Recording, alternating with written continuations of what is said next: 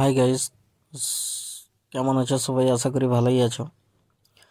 তো শ্রীকৃষ্ণের জন্মাষ্টমী আজকে সবাই জানো, সেই জন্য আজকে শ্রীকৃষ্ণের জন্য খুব সুন্দর করে একটা মালা বানিয়েছি।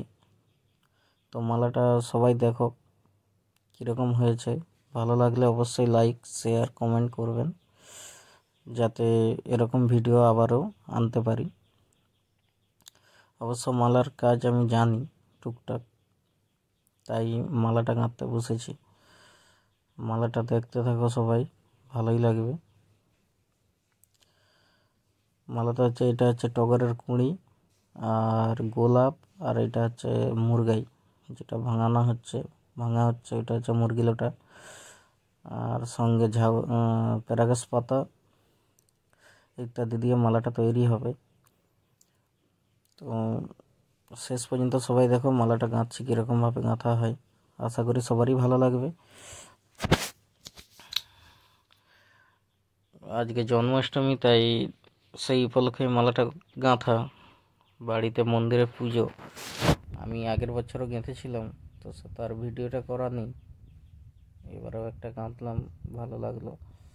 তো তোমরা সবাই দেখতে থাকো কেমন লাগে, আর যার যার ভালো লাগবে তারা অবশ্যই কমেন্টে জানাবেন।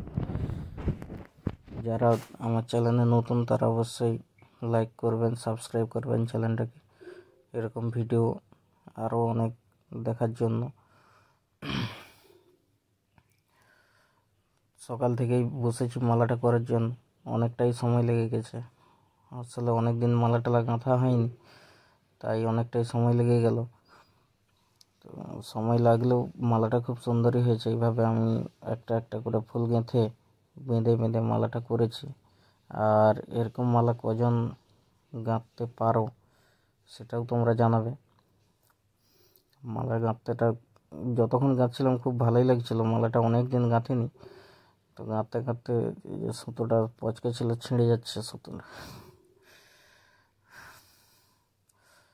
মালাটা খুলে গেছিলো গাঁথতে গাঁথতে, আবার ওটাকে ভালো করে টাইট করে বেঁধে দিয়েছি যাতে না খুলে। অনেকদিন পর মালাটা গাঁথতে বসেছি, সবাই মালাটা গাঁথতে খুব ভালোই লাগছিল। তোমরাও জানাবে তোমরা কে কে এরকম মালা গাঁথতে পারো, আর তারা কমেন্ট করে জানাবে। আর অবশ্যই মালাটা কমপ্লিট হলে সবাই বলবে মালাটা কীরকম হয়েছে দেখতে। আর যারা যারা এরকম মালা গাঁথতে পারো তারা অবশ্যই জানাবে।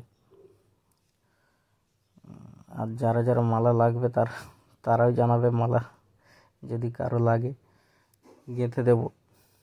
কারো যদি মালা এরকম প্রয়োজন হয় তারা অবশ্যই বলবে, তাদের জন্য মালা গেঁথে পাঠিয়ে দেবো। শুধু ঠিকানাটা ঠিকঠাক বলে দেবে। এটা হচ্ছে মালা গাঁথা আমার প্রায় কমপ্লিট। আর কেমন লাগছে